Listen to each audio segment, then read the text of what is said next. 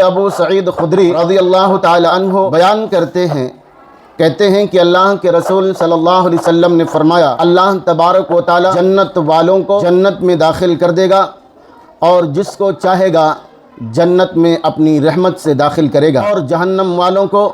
جہنم میں داخل کرے گا۔ پھر اللہ تبارک و تعالی کہے گا، تم دیکھو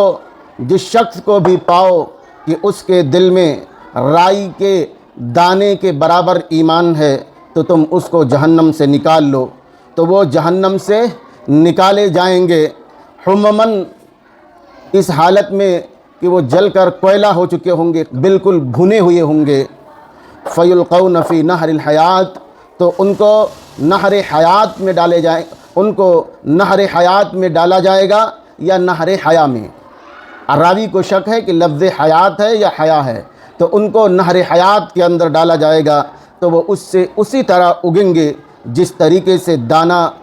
سیلاب کے کنارے اگتا ہے۔ کیا تم نہیں دیکھتے ہو کس طریقے سے وہ زرد اور کیچڑ میں لپٹا ہوا اگتا ہے؟